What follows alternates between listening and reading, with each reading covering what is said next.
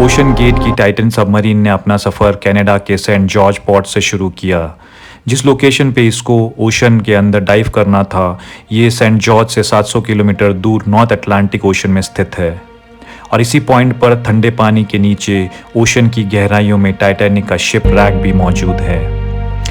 Saturday 17 जून 2023 को ये सफ़र शुरू किया गया और प्लान के मुताबिक अगले दिन संडे को सुबह 8 बजे टाइटन को पानी में उतारा जाना था। आपको यहाँ बताते चले कि डाइव से पहले टाइटन में एक प्रॉब्लम नोटिस किया गया था, लेकिन उसके बावजूद भी अपनी जान को दांव पर लगाकर टाइटन को ओशन में उतारा गया। वो क्या प्रॉब्लम था और आखिर पता होने के बाद भी ये खतरा क्यों मोल लिया गया, आइए देखते हैं आज की वीडियो में।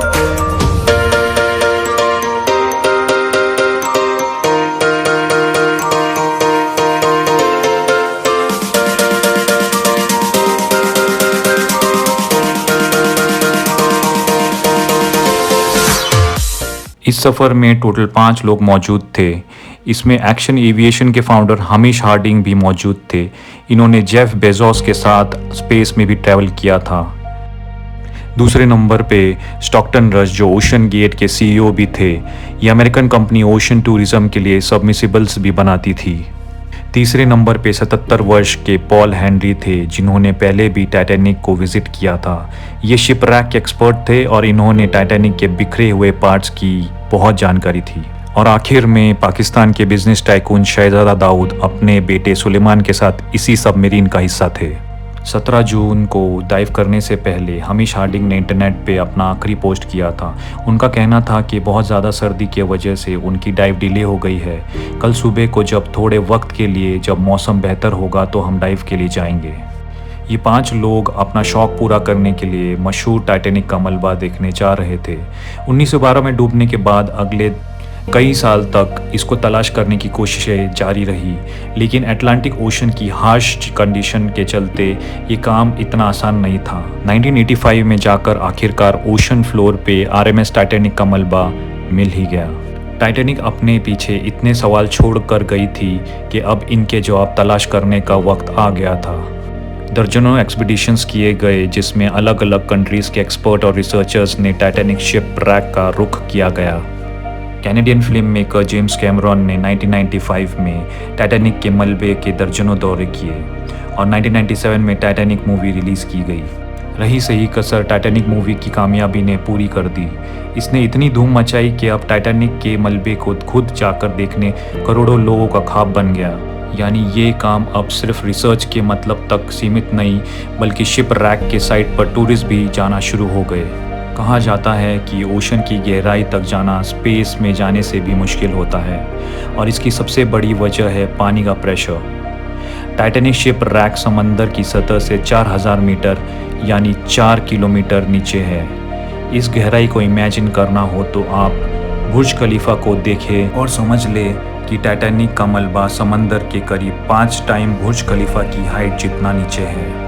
इस गहराई में पानी का प्रेशर 5800 psi होता है। ये उतना ही प्रेशर होगा कि पूरे जिस्म पर नहीं, बल्कि सिर्फ एक स्क्वायर हिस्से पर एक पूरा हाथी खड़ा कर दिया जाए। तो अब आप अंदाज़ा लगा ले कि इस सबमरीन में कितने स्क्वायर इंच होंगे और इस पे कितना प्रेशर पड़ा होगा। खैर, रविवार 18 जून 2023 दोपहर को 12 बजे सबमरीन का सफ़र शुरू हुआ। नॉर्मली टाइटैनिक तक पहुंचने में 2 घंटे लगते हैं, लेकिन 1 घंटे 45 मिनटों के बाद ही मदरशिप पोलार प्रिंस, जो समंदर के ऊपर वेट कर रही थी, उनसे सबमरीन का संपर्क टूट गया। अगर 2 घंटे टाइटैनिक तक पहुंचने में लगने थे तो सिर्फ 15 मिनट संपर्क टूटने का मतलब है कि सबमरीन टाइटैनिक के काफ़ी नज़दीक पहुंच गई होगी। समंदर की गहराइयों में सूरज की रोशनी पहुंचना नामुमकिन है और इंतहा सख्त अंधेरा होता है। इतनी गहराइयों में वायरलेस सिग्नल का टूटना एक नॉर्मल बात होती है, लिहाजा इस बात को पहले इतना सीरियसली नहीं लिया गया। ये टोटल ट्रिप 7 घंटों का था। 12 बजे से लेकर शाम को 7 बजे इनको वापस लौट आना था, लेकिन जब शाम को 7 बजे के बाद भी टाइटन से कोई कांटेक्ट ना हुआ और ना ही वो वापस लौटी, तो अब ऊपर खड़ी मदरशिप में मौजूद क्रियो के पसीने छूटने शुरू हो गए। कैनेडियन रिसर्चर पोलार प्रिंस ने टाइटन की तलाश शुरू कर दी। 9:40 पर उन्होंने यूएस कोस्ट गार्ड से कांटेक्ट करके मदद मांगी। अगले दिन सोमवार को यूएस और कैनेडियन शिप्स ने पूरी एरिया में सर्च ऑपरेशन शुरू कर दिया। उन्होंने सिर्फ समंदर पर ही नहीं बल्कि सोनार स्कैनिंग की मदद से पानी के अंदर भी अपनी तलाश जारी रखी। इस एरिया में जो कमर्शियल वेसल्स थे उनको भी ऑर्डर दे दिया गया कि वो अपनी आंखें खुली रखे। अगले 2 दिनों तक ये तलाश जारी रखी लेकिन टाइटन का कोई अता पता ना चल सका। लेकिन फिर एक उम्मीद की किरण नज़र आई। बुधवार 21 जून को सुबह 6 बजे सर्च टीम को पानी की गहराइयों में से कुछ आवाज़ें सुनाई दी थी। ये आवाज़ें अंडर वाटर रेडार की वजह से सुनी गई थी। फ़ौरन आरओवीज़ को आवाज़ की डायरेक्शन में भेजा गया लेकिन इस बार भी टाइटन की कोई खबर ना मिली। अब टाइटन को हमेशा के लिए खो देने का डर बढ़ता जा रहा था, क्योंकि सबमरीन में जितना ऑक्सीजन था वो सिर्फ 96 घंटे या सिर्फ 4 दिन का था और इस वक्त 4 में से 3 घंटे गुजर चुके थे। लेकिन यूएस, कनाडा और फ्रांस की सर्च टीम ने हिम्मत नहीं हारी। गुरुवार 22 जून को दोपहर 12 बजे आरओवीज़ को टाइटैनिक के मलबे के पास भेजा गया। वहां पहुंचकर जो देखा गया वो वाकई दिल दहला देने वाला मंजर था। दोपहर 3:48 को आरओवी जो कि टाइटैनिक के मलबे के पास पहुंच चुकी थी, टाइटैनिक की दुम का एक हिस्सा टाइटैनिक से सिर्फ 1600 फीट की दूर पर पड़ा हुआ दिखा। जो देखने गए थे टाइटैनिक के मलबे को, उसका मलबा ही पूरी दुनिया में हेडलाइंस बन गया। इसका सिर्फ एक ही मतलब है, सबमरीन पानी का प्रेशर बर्दाश्त न कर सकी और समंदर की गहराइयों में जाकर फट गई। इस खबर ने दुनिया में जैसे हलचल सी मचा दी। ओशन गेट की सेफ्टी पर सवाल खड़े किए जाने लगे। ओशन गेट के सीईओ स्टॉकटन रश, जो खुद इस सबमरीन में अपनी जान गंवा बैठे हैं, उन्होंने 2021 में कहा था कि वो जानते हैं कि उन्होंने टाइटन को बनाते वक्त कुछ रूल्स तोड़े हैं, क्योंकि टाइटन को स्टील से नहीं बल्कि एविएशन ग्रेड कार्बन फाइबर से बनाया है। पर वो इस इंडस्ट्री में कुछ नई इनोवेशन करना चाहते थे, तब स्टील को रिप्लेस करके कार्बन फाइबर का इस्तेमाल किया गया था। पहली बार लॉन्च से पहले टाइटन को 5000 से 10,000 PSI पे टेस्ट भी किया गया था, जिसमें वो पास भी हो गई थी। पर एक्सपर्ट का मानना है कि ओशन के अंदर हज़ारों किस्म की ताकतें सबमरीन पर पड़ती है। इसमें ना सिर्फ प्रेशर बल्कि पानी का बहाव भी होता है, जो कि लहरों की वजह से पैदा होता है। इसके अलावा अंधेरे की वजह से भी ये हो सकता है कि कोई भारी पत्थर या फिर समंदरी जीव सबमरीन से टकराया हो। कुछ भी हो, टाइटन की तबाही की एक वजह कार्बन फाइबर का बना हुआ था, लेकिन दूसरी वजह इसमें पहले से ही मौजूद क्रैक्स भी थे। जी हाँ, टाइटन सबमरीन 2019 में कार्ल स्टैनली नामक एक बिजनेसमैन को भी ले गई थी और उस वक्त भी ओशन गेट के सीईओ इसे ऑपरेट कर रहे थे।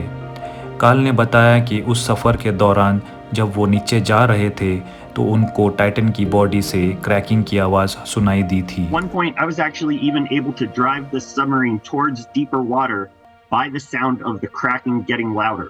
उस वक्त उन्होंने इस आवाज़ पर ज़्यादा ध्यान नहीं दिया, क्योंकि उनको ओशन गेट के सीईओ, जिन्होंने खुद ये सबमरीन डिज़ाइन की थी, उन पर पूरा भरोसा था। लेकिन इस हादसे के बाद उन्होंने CNN को बताया कि शायद वो आवाज़ इस बात की वार्निंग थी कि टाइटन की बॉडी पानी का प्रेशर बर्दाश्त नहीं कर पा रही। अगर ये बात सच है तो इसमें कोई शक नहीं कि टाइटन की बॉडी में क्रैक पड़ना पहले से ही शुरू हो गए थे। 2018 में ओशन गेट के एग्जीक्यूटिव ने टाइटन की कार्बन बॉडी के खिलाफ आवाज़ उठाई थी। उनका कहना था कि ये प्रॉब्लम सबमरीन के फटने से सिर्फ चंद मिलीसेकंड पहले पता चलेगा, और हकीकत में भी ऐसा ही हुआ। जिस गहराई में टाइटन फटी है, एक्सपर्ट का कहना है कि उसे फटने में सिर्फ 0.3 सेकेंड्स लगे होंगे। होप ये आपको वीडियो पसंद आया होगा। अगर आपको ये वीडियो पसंद आया तो प्लीज़ शेयर एंड सब्सक्राइब कीजिए और देखते रहिए मेरा चैनल सिम्स वर्ल्ड पुणेकर।